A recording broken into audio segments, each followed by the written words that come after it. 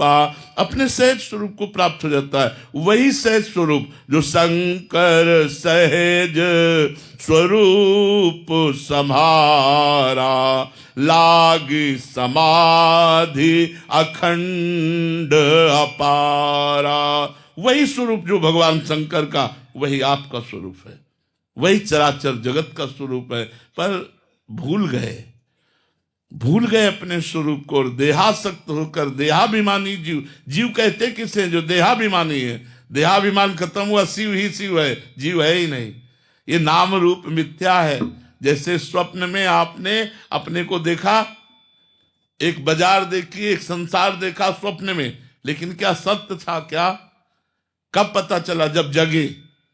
तब तक तो सत्य था जब तक स्वप्न में थे, जब जगे तो वो झूठा हुआ। ऐसे ही मोह निद्रा में अभी आप सो रहे हैं, जब जगेंगे तो आपको एक ही परमात्मा दे। एको ब्रह्म द्वितीयो नास्ति, एको ब्रह्म द्वितीयो नास्ति, दूसरा कोई है ही नहीं। सर्वम खलमिदम ब्रह्म ने नानास्ति किंचन, वासुदेवा सर्वमित समात्मा सुदुर्लभा, सब जगह वही विराजमान है। अब ये अनुभव करने के लिए साधना करनी पड़ेगी, बातचीत से थोड़ा अनुभव में आ जाएगा। जब हम साधन करते हैं तब ये बात समझ। समात्मा सुदुर्लभा, जो सर्वत्र भगवान का दर्शन। गोस्वामी जी अनुभव करके कह रहे ना, सीय राम मैं सब जग जानी, करऊं प्रणाम जोरी जुग पानी। चराचर जगत सिया राम का स्वरूप है, गोस्वामी जी अनुभव कर रहे हैं। तो प्रभु ही तो विराजमान है। जड़ चेतन जग जीव जत सकल राम मैं जान। जड़ चेतन जितना वो भगवान ही बना हुआ, दूसरा नहीं। क्यों? समझ में आ रहा है? लेकिन भजन करोगे तब समझ में आएगा कि वो परब्रह्म परमात्मा अनंत महिमाशाली, वो ऐसा कैसे हो सकता है कि वो विषयों में भ्रमित हो जाए? वो ऐसा करे, वो ऐसा यही तो उसका खेल है। वो अपने आप से अपने आप को छुपा करके वो खेल रहा है। आप भी वही हैं, अपने आप को भूल गए। और जब आपको ज्ञान होगा तो यही बात समझ में आ जाएगी, यही बात समझ में आ जाएगी। भक्ति में अपना भी स्मरण होता है, मैं का, और ज्ञान में मैं की सिद्धि होती है, अहम ब्रह्मास्मि। और भक्ति में मैं का भूल जाना होता है, केवल इष्टाकार वृत्ति। तो एक ही बचा, जब तक एक नहीं बचेगा सवाल हल नहीं होगा। एक बचना चाहिए, आपके पूरी साधना का फल एक होना चाहिए। तो भक्ति में एक एक रहे हो नंदलाल, वो इष्टाकार वृत्ति, और ज्ञान में अहम ब्रह्मास्मि, दूसरा सब समाप्त, सब मेरी ही आत्मा है। ये केवल भ्रमात्मक स्वाप्निक जगत है। उमा कहो मैं अनुभव अपना, सत हरिभजन जगत सब सपना। समझ में आ रहा है ना? अब समझ में बच्चा तभी आएगा जब डट के भजन करोगे, भजन से बात समझ में आएगी। सानिया जी पंजाब से। श्री हरिवंश महाराज जी, महाराज जी आप कहते हैं कि भक्ति गुप्त रखनी चाहिए, पर जब हम संसार में सांसारिक लोगों की बातें सुनते हैं, उनके बीच में रहते हैं, खाते हैं पीते हैं, तो उनका प्रभाव कहीं ना कहीं हमारे ऊपर पड़ जाता है। महाराज जी ऐसे में हम अपने आप को कैसे बचाएं? नहीं, उनका प्रभाव हमारे ऊपर क्या पड़ता है? यदि हम भगवान के भक्त हैं तो हमारी भक्ति गुप्त रहने का मतलब हम किसी को अपने यश की बात थोड़ी बताते हैं। अब हम नाम जप कर रहे हैं, दूसरा देख रहा है, देखने दो। नाम कीर्तन कर रहे हैं, दूसरा सुन रहा, सुनने दो। भगवत चर्चा कर रहे हैं, सुनने दो। हम जो साधना कर रहे हैं हम उसको अंदर का भाव हम अपनी बात प्रकाशित करेंगे लोगों में, तो हमारी भक्ति फिर अंतर्हित हो जाएगी। हाँ, अगर हम अपनी बड़ाई मारेंगे, अपना भक्ति का प्रदर्शन करेंगे, तो हमारी भक्ति क्षीण हो जाएगी। कहने का तात्पर्य ये है, ऐसा नहीं कि अब कोई देखे ना तो हम माला न चलावें, हम भजन न करें, हम पाठ न करें, ऐसी बात नहीं। इससे हानि नहीं होनी। हानि होनी है जब हम अपनी बड़ाई मारते हैं, हम अपने को बड़ा भक्त साबित करते हैं, तो हमारी भक्ति क्षीण होने लगती है। और देखो, दूसरे का प्रभाव हमारे ऊपर पड़े, ये बहुत कमजोर बात है, बहुत कमजोर स्थिति है।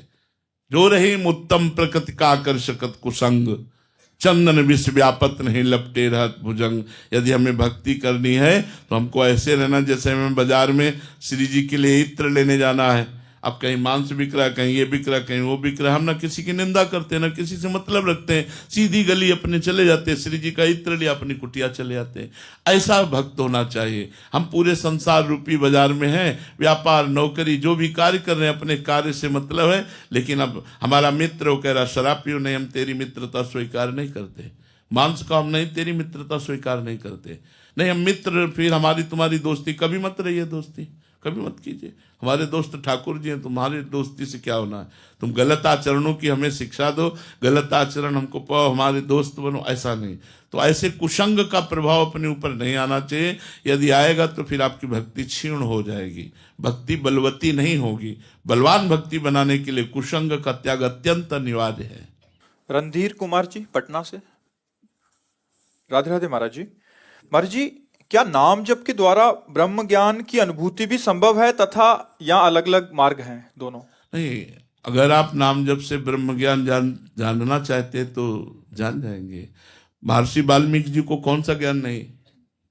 पढ़िए वाल्मीकि रामायण, कौन सा ज्ञान नहीं उसमें, सब कुछ विराजमान है। और क्या उन्होंने किया?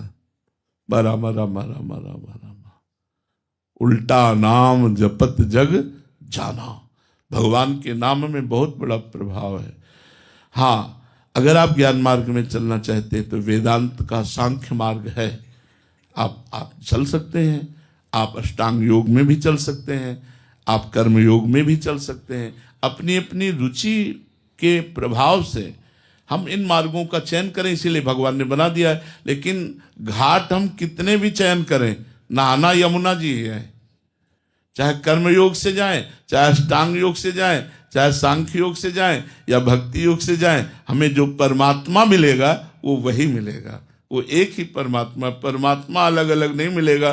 भाव के द्वारा तो अलग है, लेकिन तत्व के द्वारा वो एक ही है, उसमें कोई अंतर नहीं। तो अपनी रुचि वैचित्रता के अनुसार अपने को देखना चाहिए। हमारी रुचि ज्ञान मार्ग में है तो भगवान ने ज्ञान मार्ग बनाया है, भक्ति मार्ग में तो भक्ति मार्ग में। पर भक्ति मार्ग का कोई भगत अज्ञानी नहीं होता। देखो, भगवान की भक्ति के प्रभाव से गरुण महाज्ञानी गुण राशि, ज्ञानी ही नहीं कहा उनको, गरुण जी को महाज्ञानी कहा। विश्वामित्र जी भगवान राम से बहुत प्रेम करते हैं, तो विश्वामित्र महामुनि ज्ञानी, महामुनि ज्ञानी। हनुमान जी ज्ञानी नाम अग्रगण्यम बुद्धिमताम वरिष्ठम। कौन ऐसा भक्त है, आप हमें नाम लेकर बताइए, जो अज्ञानी है, जिसको ज्ञान नहीं? संपूर्ण ज्ञान भगवान के भजन से प्राप्त हो जाता है। अगर हम पवित्र आहार करें, पवित्र जीवन व्यतीत करें और खूब नाम जप करें तो अपने आप ज्ञान का स्फुरण होने लगता है। वो ज्ञान भगवान देते हैं, और जो ज्ञान भगवान देते हैं उसी से माया का नाश होता है।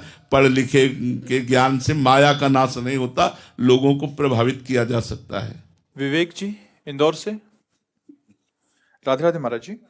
महाराज जी, क्या भगवान और आत्मा का संबंध प्रेम से बनता है या साधना से? वैसे अज्ञान जनित प्रश्न है। भगवान और आत्मा एक ही है।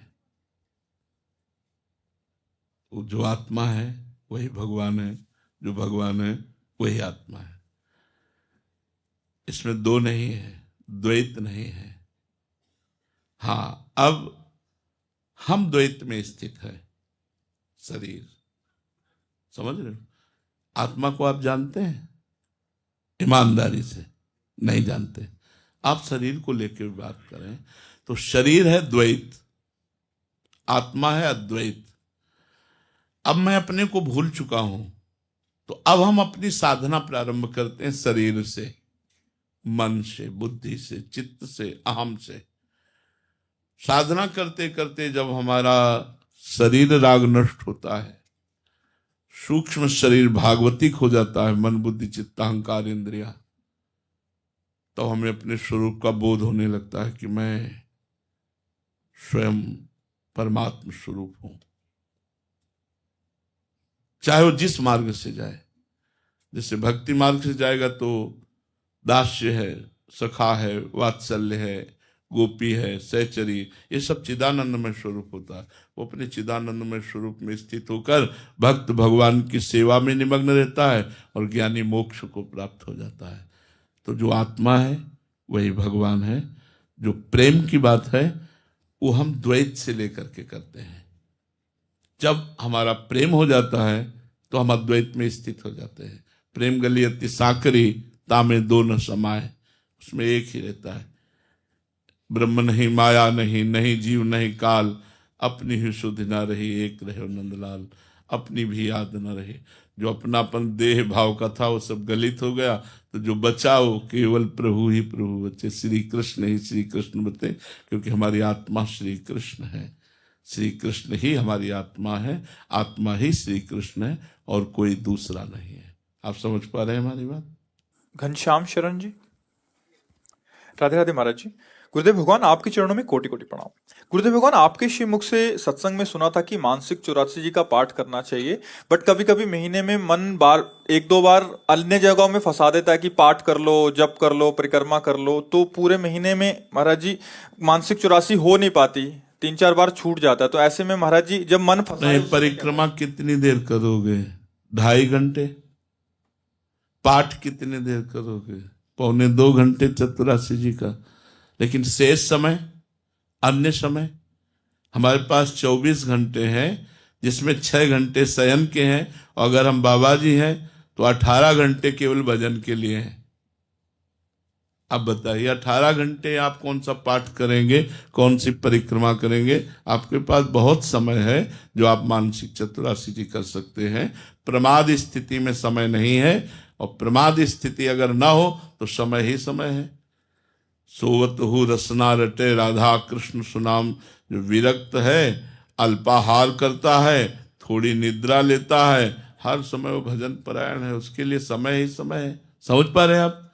क्योंकि गृहस्थ के लिए तो बहुत से कार्य, विरक्त का तो एक ही कार्य है, केवल भजन करना, केवल भजन करना। हमारे पास दूसरा धंधा ही नहीं, एक ही धंधा है, रात दिन भजन करना। ठीक है?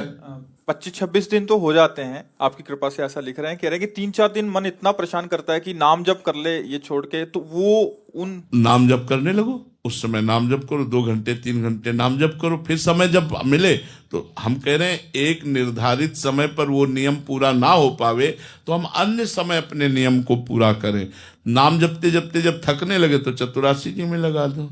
महाराज जी सेवा किया, उसके बाद टाइम जैसे दिनचर्या है रात में 8 से। आप बच्चा, हम तुमसे सही कह रहे हैं। अब अगर हमें फावड़ा चलाना पड़े तो हम 1 सेकेंड भी प्रभु को नहीं भूलेंगे, फावड़ा चलाते हुए भी।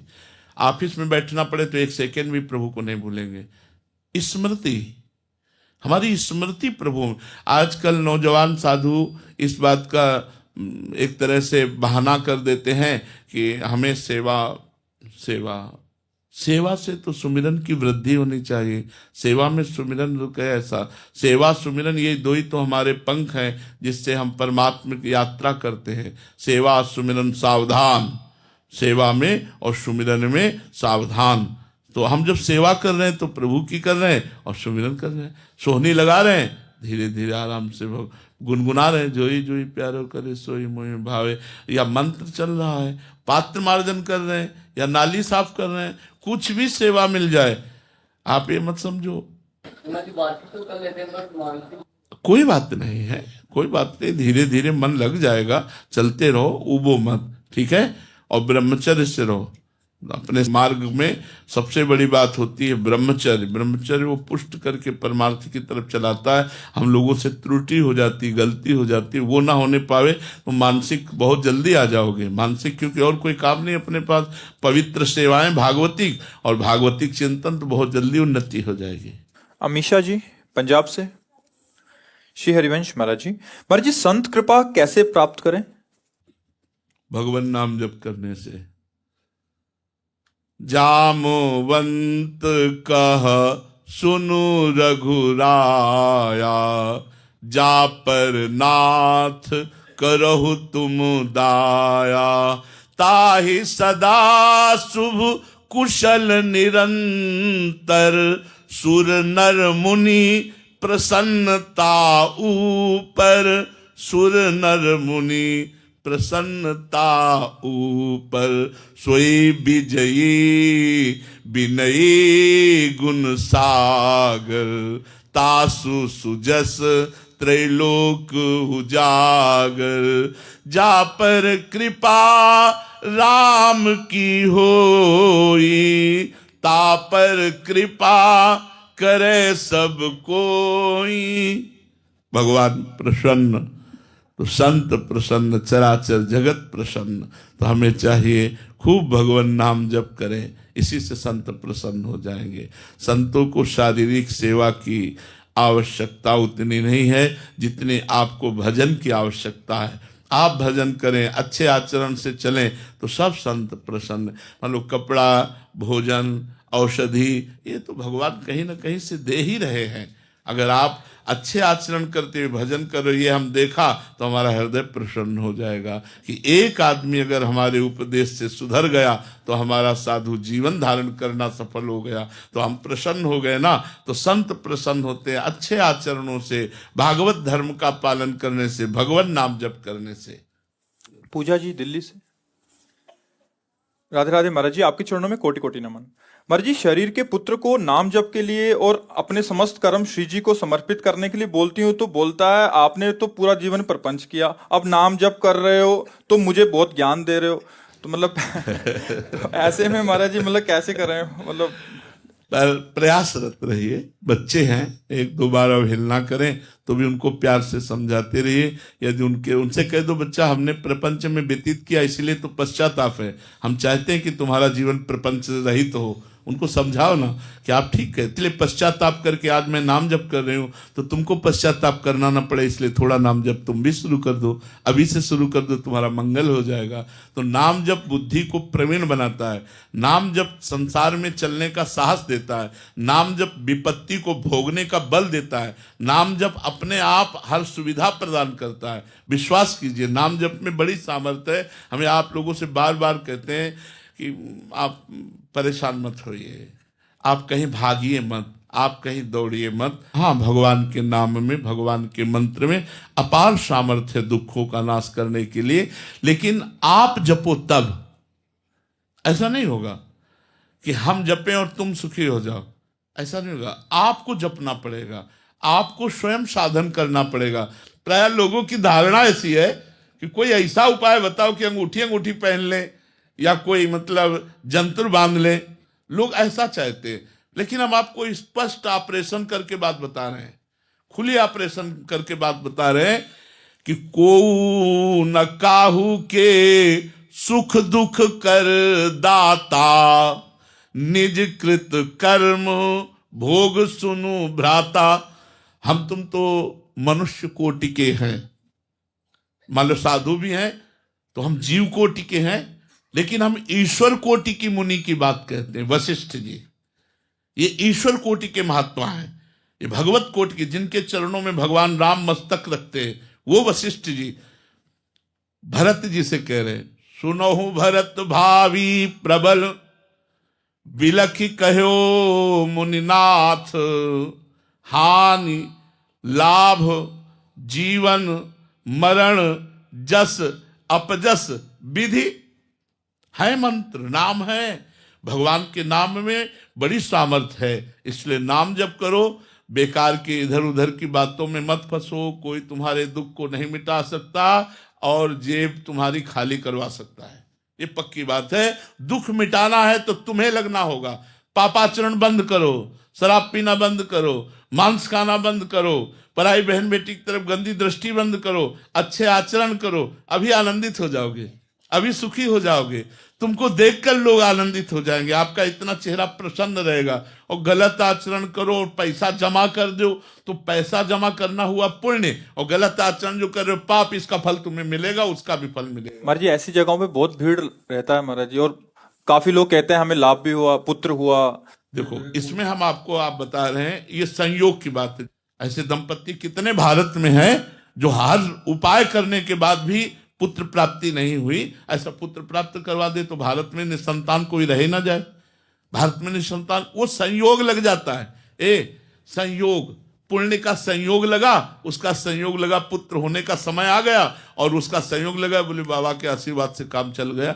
बाबा के आशीर्वाद से पुत्र नहीं हुआ, तुम्हारे पुण्य के, तुम्हारे संयोग से, तुम्हारा जो भाग्य था उसमें पुत्र था, इसलिए पुत्र हो।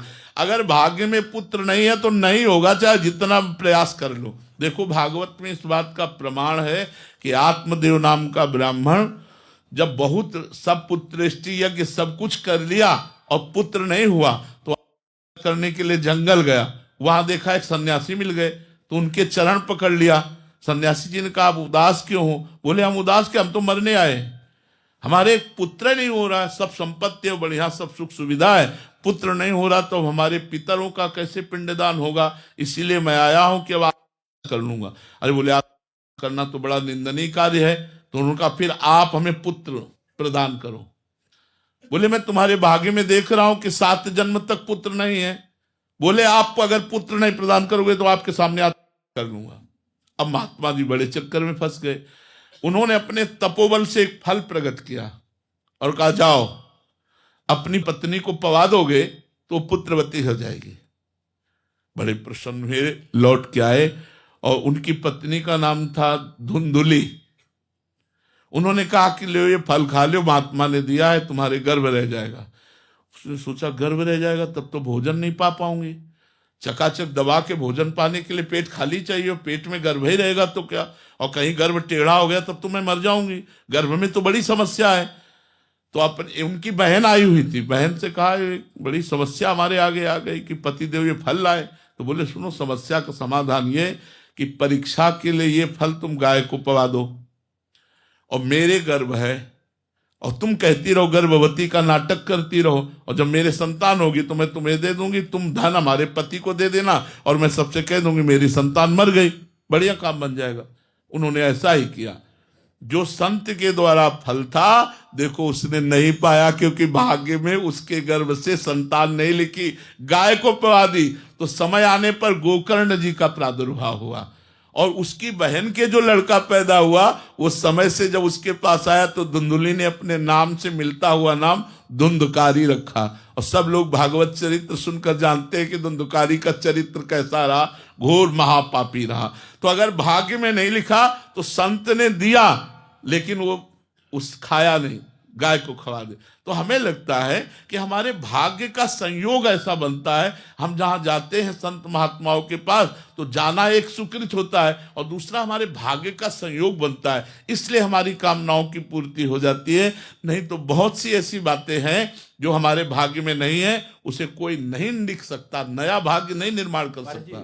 पहलवान जी आए थे 18 साल बाद, कह रहे महाराज जी की कृपा से पुत्र हुआ, तो मतलब कोई आपने आशीर्वाद कैसा दिया? संयोग 18 वर्ष बाद होना था, नहीं तो हम पूरे भारत को आशीर्वाद दे सबके हो जाए हमारी किसी से दुश्मनी है क्या?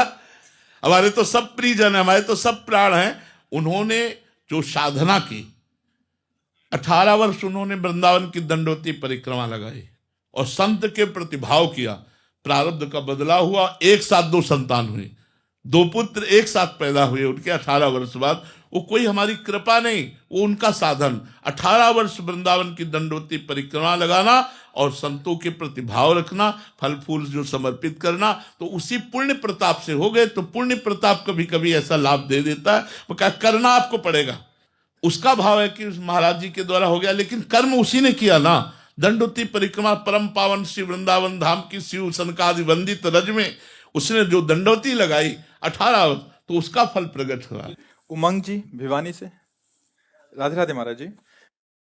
महाराज जी आपका प्रश्न है कि काफी मंदिरों में जाते हैं तो वहाँ नीचे संगमरमर के पत्थर लगे होते हैं कि स्वर्गवासी गोपी राम की याद में, और फिर भगवान के राम जी की दी हुई राशि से ऐसे करके, तो महाराज जी उसमें पैर रखा जाता है तो फिर बड़ा अपराध बोध होता है। काफी मंदिर ऐसे हैं महाराज जी, पंखे पे लिख दिया, दीवारों पे लिखे हैं, उसी में कुछ पोस्टर चिपकाए जा रहे हैं, पैरों में नहीं लिखना चाहिए। वो अज्ञान के कारण ऐसा कर देते, नहीं लिखना चाहिए। भगवान नामों का किसी भी तरह ऐसा वो अपराध तो बोध होता ही है, क्योंकि भगवान के नाम से यदि उसका नाम है और वो पत्थर में लिखा हुआ है तो हम सनातन धर्मावलंबी कैसे उस पर पैर रख सकते हैं? मान लो राम लिखा है तो हम राम पर जानबूझ करके पैर कैसे, हम गला कटवा सकते हैं, उस पर पैर नहीं रख सकते।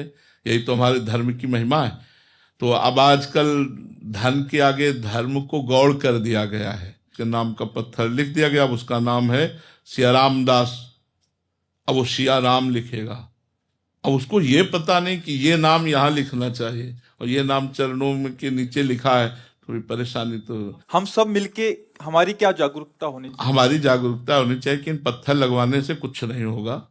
अंदर हृदय में नाम जप करो तो तुम्हारे पितर भी तर जाएंगे। 7 तरत के साथ लोकांतार्यति। प्रार्थना करते हैं कि अगर आप लिखवाएं तो जो जिसमें भगवान नाम ना हो वो भले पत्थर लिखवा दें, लेकिन जिसमें भगवान नाम है उस पत्थर को यदि आप मार्ग में या ऐसे लगाते हैं जहाँ से लोग निकलते हैं, तो हमारे भगवान के नाम का अपमान होता है। और उसमें दोनों को अपराध, लगवाने वाले को भी और लगाने वाले को भी, दोनों को अपराध है। ऐसा नहीं करना चाहिए। नरेंद्र सिंह जी मध्य प्रदेश से। महाराज जी राधे राधे। गुरु जी, आज नहीं तो कल मरना ही है, क्या ऐसा कोई उपाय है आज और अभी भगवत प्राप्ति हो जाए? है तो, पर वो बहुत ही असंभव सा है। व्याकुलता, जैसे यमुना जी में आपको ले जाएं और डुबो दें, ऊपर से चढ़ बैठे, फिर आपको जो श्वास लेने की व्याकुलता होती ना, एकदम ऐसे जिया ना जाए प्रभु के बिना, तो अभी भगवत साक्षात्कार। व्याकुलता कैसे आए महाराज? अब इसी के लिए तो साधन करना पड़ता है। फिर जन्म जन्म मुनि जतन कराए, इसी के लिए साधन करना पड़ता है। जब गोपियों ने सब साधन करके देख लिया, भगवान नहीं प्रकट हुए, तो रुदुष्वरम राजन कृष्ण दर्शन लालसा, भगवान श्री कृष्ण के दर्शन के लिए वो इतना रोई, सब विकल होकर रोई। तो तासामाविर्भूत चौरी में मान मुखाम्बुजा, पीताम्बर धरा सृग्वी, साक्षात मनमथ मनमथा, करोड़ करोड़ कामों को मूर्छित कर देने वाले मुरली मनोहर ललित त्रिभंगी ठाकुर जी उन्हीं के बीच में प्रकट हो गए। कब? जब रुदुष्वरम राजन कृष्ण दर्शन लालसा, जिया न जाए भगवान के बिना, व्याकुलता पैदा हो जाए। अब जैसे भगवान की कृपा से काशी में जब थे, तो एक ही लालसा थी, भगवत साक्षात्कार। नई अवस्था थी, 7-7 दिन 8-8 दिन भोजन नहीं मिलता, घाट में ऐसे एकांतिक रहते, गंगा जल पान करके रहते, बस रोज ऐसी लालसा जागर, आज महादेव मिलेंगे, आज महादेव जी मिलेंगे, आज ऐसी लालसा पवित्र, रोज गंगा स्नान, विश्वनाथ जी के दर्शन, खान पान सब भगवद आश्रित, घाट में रहना, कष्ट पूर्वक जीवन व्यतीत करना, एक ही लालसा, केवल भगवान मिलेंगे। जब एक ही लालसा रह जाती है तो भगवान अवश्य मिलते हैं, अवश्य मिलते हैं। कैसे आएगी वो लालसा? नाम जप करो, पवित्र आचरण करो, भगवान की कथा सुनो, भक्तों का संग करो, मिल जाए तो भक्तों का चरणामृत पियो, इसी से हृदय पवित्र होगा। अगर चरणामृत न मिले तो रोज भक्तों की नामावली का पाठ करो, जो भक्त नामावली है, इससे भगवान बहुत जल्दी प्रसन्न हो जाते हैं, बहुत कृपा करते हैं। खूब नाम जप करो, यही विरह पैदा कर देगा नाम जप। आप नाम जप में लगो, यही भगवान से मिला देगा। अभी प्राण छूट जाएंगे तो अभी मिल जाओगे। हम राम बोले, राधा बोले, अभी प्राण छूट गए तो अभी मिल गए भगवान से। नाम न छोड़ो, नाम को पकड़े रहो। नाम है डोरी और प्रभु है पतंग, और डोरी हाथ में है तो पतंग जाएगी कहाँ? और डोरी छूट गई तो पतंग पकड़ नहीं सकते, फिर वो तो गई ऊपर। तो इसलिए नाम रूप पतंगो यथा त्वम अनुभ्राम्यमाणा, नाम को पकड़े रहो, नाम रूपी डोरी से पतंग खींची चली आएगी। सुमिर पवन सुत पावन नामू, अपने बस करी राखे रामू। नाम नाम बस, नाम से सब कुछ ठीक हो जाएगा, सब ठीक हो जाएगा। विश्वास मानो, हमारी बात मान लो।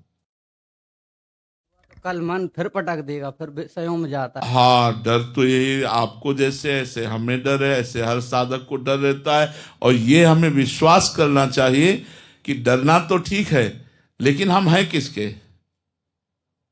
प्रभु के। तो जब प्रभु के हैं तो माया हमको परास्त कैसे कर सकती है?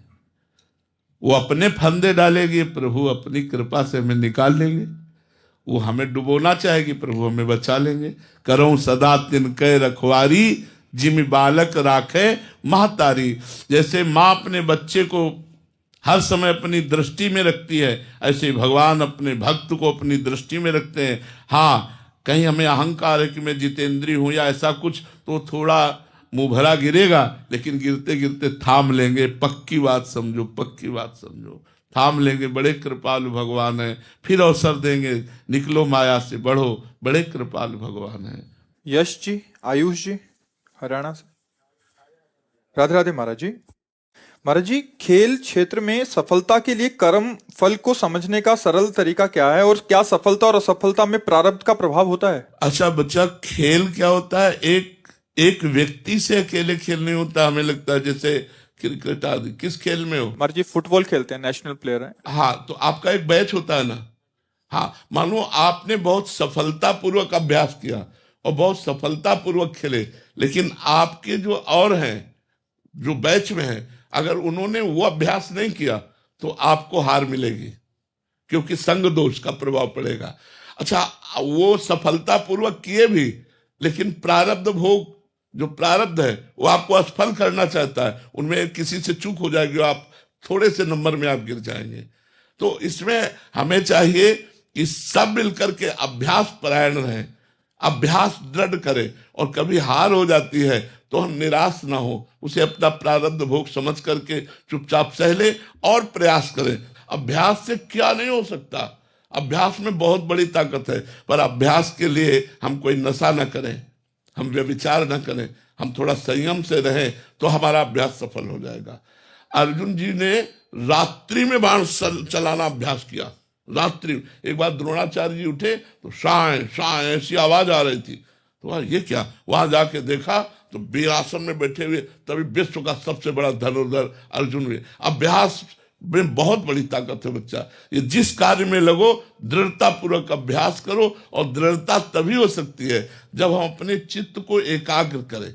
अगर हम गंदी बातों में मन को लगाएंगे और व्यसन आदि नशा आदि करेंगे तो हम सफलता नहीं हासिल कर पाएंगे। हम व्यसन रहित हों, कोई नशा न करें और गंदी बातों से बचे तो सफलता अवश्य प्राप्त होगी। अगर कभी असफलता मिलती है तो पूरा बैच है, उनमें किसी के अभ्यास की कमी और बुरे प्रारब्ध के कारण आपको भी नीचा देखना पड़ेगा, आपको भी असफलता लगेगी, इसलिए प्रयासरत रहिए। होता है कि हमारा प्रारब्ध ऐसा होता है कि पूरी 11 का बैच रहता है हमारा टीम का, लेकिन उसमें से कुछ 1 2 3 जने होते हैं जो आगे जाते हैं, जैसे कोई इंडिया टीम में जाता है, कोई कहीं जाता है। तो महाराज जी इसमें क्या प्रारब्ध का भी बहुत बड़ा वो रहता है? प्रारब्ध का रोल तो रहता है और अभ्यास का भी रहता है। मतलब अभ्यास, जैसे 5 ने साथ किया और 2 निकल गए तो उसमें प्रारब्ध भी साथ दिया उसका, अभ्यास ही। अगर वो अभ्यास न करता तो प्रारब्ध क्या कर लेता, अभ्यास भी किया और प्रारब्ध भी साथ दिया। आपका अभ्यास तो हुआ लेकिन प्रारब्ध साथ नहीं दिया, इसलिए आप रह गए। तो महाराज जी हमें पता कैसे चलेगा कि हमारा प्रारब्ध कब तक है? असफलता जब मिलेगी तो अपने आप पता, सर्टिफिकेट मिल गई ना। असफलता मिली तो लगा ना कि हमारा प्रयास तो बहुत था लेकिन असफलता मिल गई, इसलिए मेरा प्रारब्ध बहुत बुरा है जो मुझे नीचा दिखा दिया। अब अगली बार अभ्यास करूंगा जिससे प्रारब्ध को परास्त करके सफलता प्राप्त, बार बार थोड़ी प्रारब्ध आपको परास्त करेगा, इसलिए अगली बार फिर प्रयास। महाराज जी, प्रारब्ध जो मेहनत के साथ साथ और भी कोई उपाय हैं जिससे बहुत जल्दी प्रारब्ध दोष खत्म हो सकता है?